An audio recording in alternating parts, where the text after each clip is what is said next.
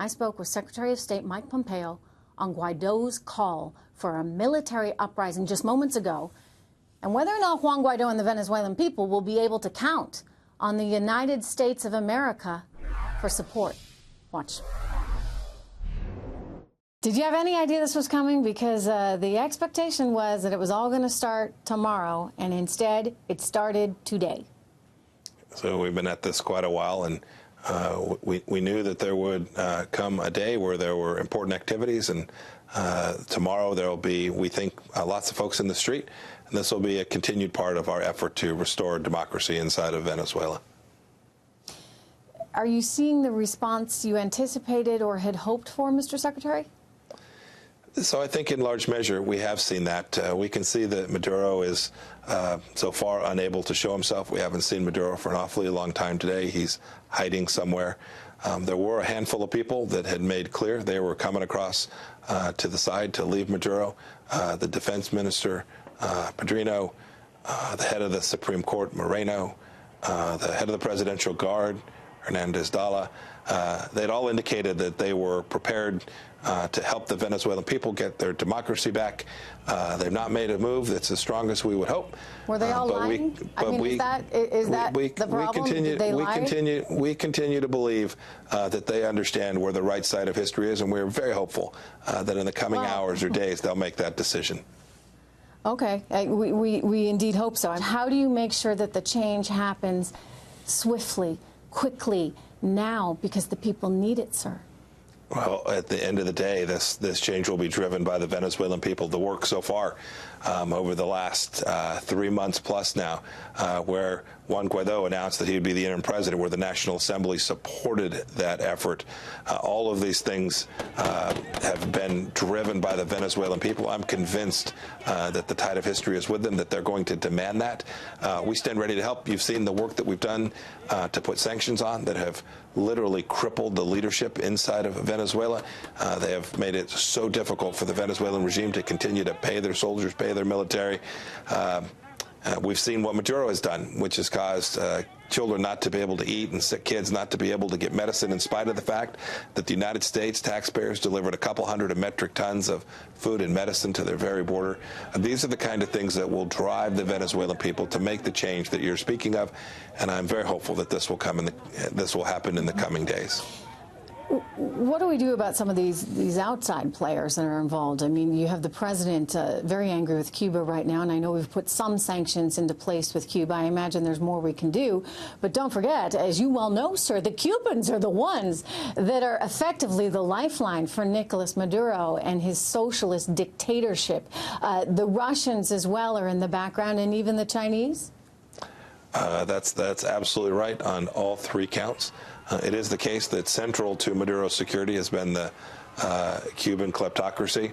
They've cut a deal with the Venezuelans for tens of thousands of cheap barrels of oil every day.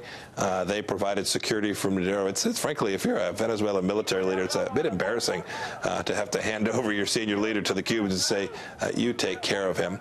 What we've done is we've raised the cost for Cuba. We began that several weeks back. We've put on increased pressure on Cuba. There's more to follow. You've seen what the president has just communicated. We're going to raise the cost. If Cuba wants to continue this malign activity and wants to continue the destruction of Venezuela, that's going to come at an enormous cost to the Cuban leadership.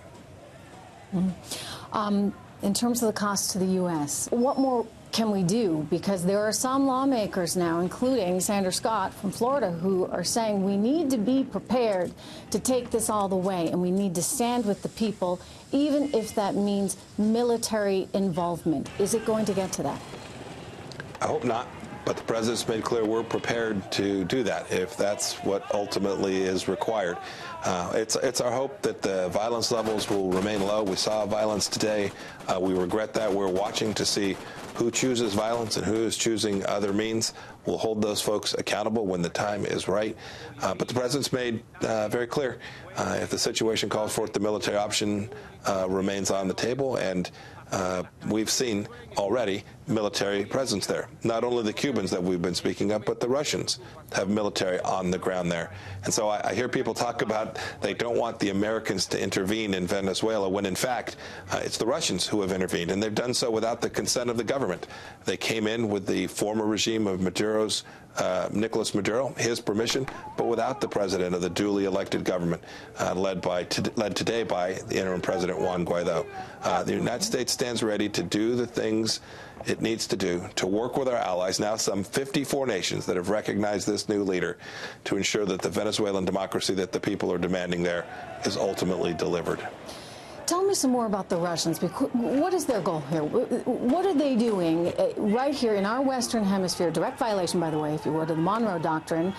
Is this payback for, us being involved in NATO? I wonder what's really going through their heads and what kind of role they have had in keeping Nicolás Maduro there, given the sanctions and, economic pain, sir, that we have put him through.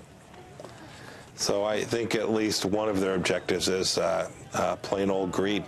The crude oil there in Venezuela, the Rosneft is there. There are Russian companies that get that crude oil. They've provided supplies. They've allowed some of that crude oil operation to continue there in Venezuela. So I think one of the elements is they're owed money by Venezuela, and they'd like that money paid back. I think there's a second purpose, which is they've had a long, deep relationship with Venezuela. These are non-democratic governments who often find themselves on the same side of issues and don't like Western governments, don't like democracies. And so the fact that the Venezuelan people are seeking democracy is antithetical to their understanding about how nations ought to work. So I think there's multiple reasons the Russians are involved there. Do you think that Maduro would have left had the Russians not intervened, sir?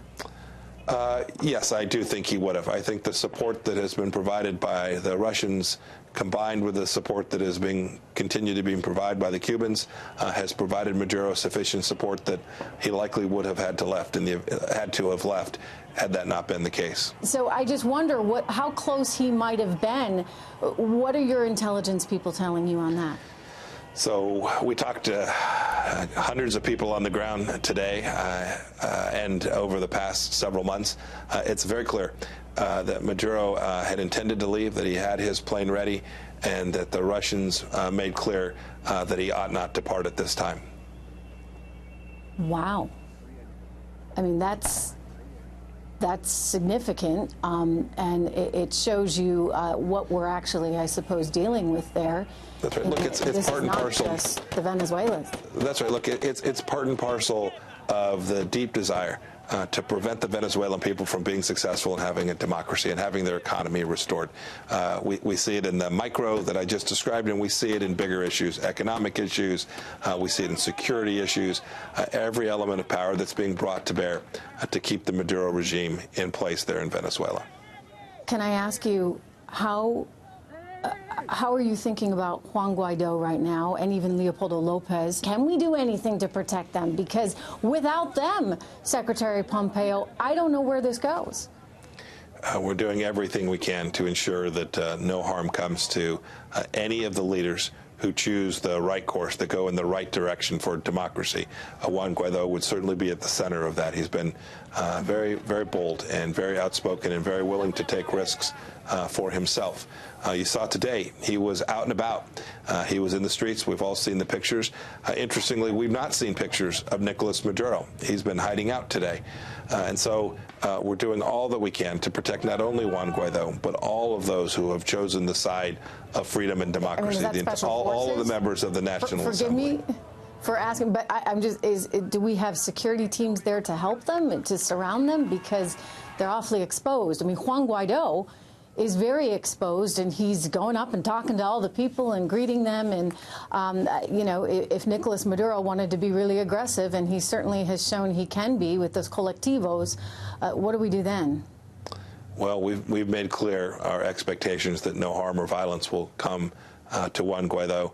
I don't want to talk about the details of the security situation on the ground, but not only has the United States made that clear, there have been more than 50 nations that made clear that imprisoning or harming Juan Guaidó would be a significant step up in the threat that is posed, and I think that the world would respond strongly were the leaders there, were Maduro actually to take that course of action.